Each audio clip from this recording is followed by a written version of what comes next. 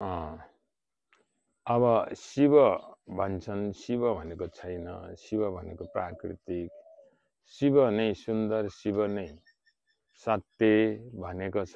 त्यसको अब वर्णन चाहिँ गर्न तरिकाबद्धले आजसम्म गरेको पाइन।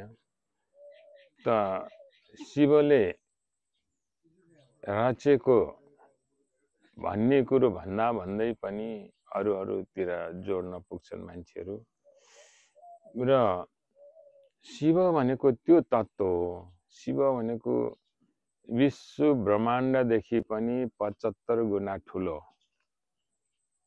आकार भएको, यसैले अनाकार, आकार नाप्नै नसकिने, अनि निराकार, जसको अन्दाजै छैन, आकारै नभएको, अन्त्य छैन। अनाकार अनन्त भनेको अन्त्य छैन, निराकार भनेको अन्दाजै छैन। यसरी शिवलाई हामीले चिन्छौं र शिवले आफ्नो परिचय दिनुलाई आफ्नै एउटा अंशलाई महामानव भनेर रचेर उभ्याएको हो। अब सृष्टिकर्ता भन्छन्, सृजना रचना शिवकै हो भन्ने कुरो थाहा हुँदा हुँदै पनि मान्छेको कोखबाट जन्मेकोलाई नै सृष्टिकर्ता भन्छन्। हो, त्यो सृष्टिकर्ता हो। एक घर परिवारमा शरीरधारी जन्माउने त्यो सृष्टिकर्ता हो। तर रुखपात बोट बिरुवा नदी नाला ढुङ्गा मुढा सृष्टि गर्ने चाहिँ ईश्वरै ईश्वर भनेको आवाज हो। यो आवाजले उत्पन्न गरेका चिन्ह मानवहरू हुन्। चिन्ह मानवले पृथ्वी बनाउन सहयोग पुर्याएको हो। र कुनै काहीँ ढिस गरेर बनेको चिज केही पनि होइन। मेहनत गरेर, परिश्रम गरेर मानव बनाउनलाई करोडौं वर्षसम्म दुःख कष्ट गरेर कहिले के बनाउँदा हुन्छ कि के बनाउँदा हुन्छ कि भन्दा 92 तत्त्व जोडेपछि मानव बोल्ने, हिँड्ने, खाने, सम्झिने, बुझ्ने, बुद्धि विवेक विचारहरू अट्ने खालको बनाउन पुगे ईश्वरले। र यसरी मानव शरीर भनेको उत्तम शरीर हो, प्राणी मध्येको उत्तम जीव प्राणी हो। र मानव हुँदाखेरि नै सबै कुरो बुझ्नु र बुझाउनु बुद्धिमानी हो। अब स्वर्ग र नर्क कहाँ छ, कता छ भन्छन्।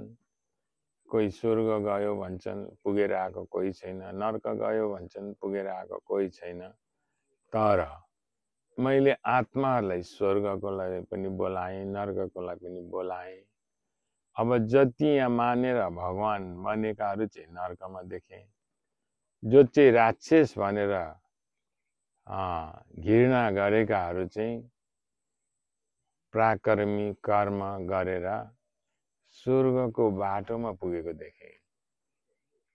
किनभने यता नाममा बदनाम भएका छन् भने उता कामले इज्जत मान प्रतिष्ठा पाएको देखे। सुषमा ईश्वरको गणनामा चाहिँ यसले गर्दाखेरि मानव भएर जन्मिसकेपछि किन खाएको बाँच्नलाई, किन जन्मेको केही गर्नलाई गरेर आफू पनि सजग हुने र अरूलाई पनि सजग बनाउनु पर्छ। नराम्रो कुरो नहेर्नु पनि, नराम्रो काम नगर्नु पनि, त्यो चाहिँ बुद्धिमानी हो र कर्मको राम्रो फल प्राप्त हुने विधि बाटो हो। अब हामीले जति घमण्ड गरेर लुकाएर कमाए पनि ईश्वरले त देखेकै हुन्छ। र मेहनतले कमाएको र ठगी गरेर कमाएको ईश्वरले देखेकै हुन्छ। त ईश्वर भनेको आन्तरिक कानुनदार। मतलब जब कानुनले देख्दैन, मानवको कानुनले देखेन भने ईश्वरको कानुनले देख्छ।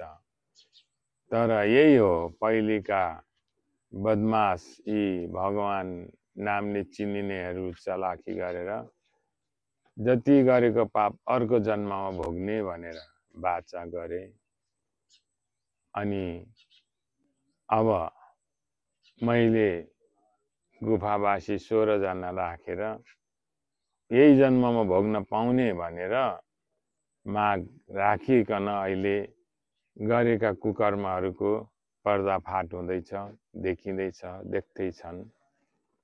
यो मैले यसै सप्तकोशीमा गुफावासी हनुमान, ऋषि, महादेव बनाएर गुफा राखेँ। जसको आयु सकियो उसलाई महादेवको आत्मा राखेर आयु घसाएर यही सप्तकोशीमा मैले गुफा राखेर अब सत्यको जित हुँदै जाओस्, असत्यको हार हुँदै जाओस् भनेकोले अहिले असत्य खुल्न थाल्यो, देखिन थाल्यो। असत्य गर्नेहरूलाई अब कुटाइ पिटाइमा पनि पुग्छन्। त्यो मात्रै नभएर ठुलो दण्ड सजायको व्यवस्था हुँदैछ। मैले बोलेको यही क्षेत्रभित्र यही मेरा गुफावासी छोराछोरीलाई मात्रै सुनाएको हुन्छु। यिनीहरूले अरूतिर सुनाउँदैनन्। गुपचुपै एका दुई सुनाएर ऊ आफैले बोलेको भनेर सुनाउँछन्। मैले भन्दै आएको छु, ठुलो भूकम्पहरू अब जान्छ।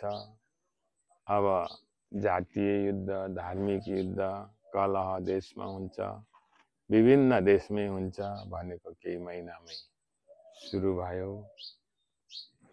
अब एउटै बाँच्ने उपाय भने ईश्वर जसले आत्मा रच्यो यो पृथ्वी, आकाश, पिण्ड, ग्रह, सूर्य, चन्द्रलाई सजाउने विधिले रचिए, सृष्टि गरिए, उहाँकै आराधना गरे बाँच्न सफल होइन्छ भन्ने मलाई विश्वास छ।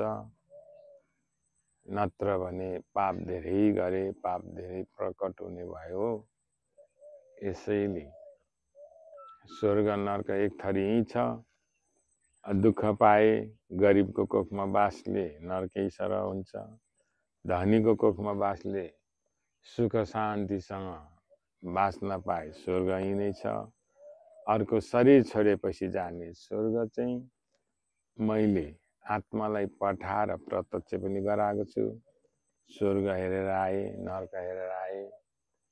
अब जति पनि पापी पाखण्डीहरू नर्कमा आगाको ज्वालामा पोलिरहेको देखेर आए भन्न सफल भए।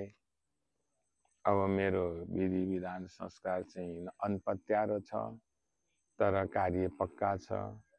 जन्मदेखि मृत्युसम्मको संस्कार बनाए, वेद लेखाए, अनि पुराण लेखाए, विधि बनाए।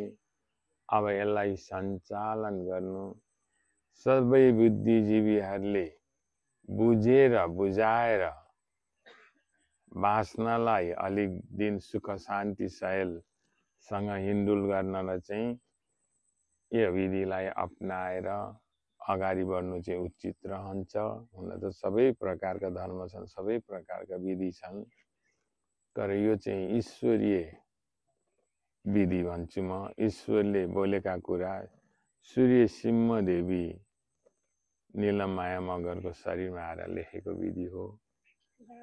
चिन्न सके।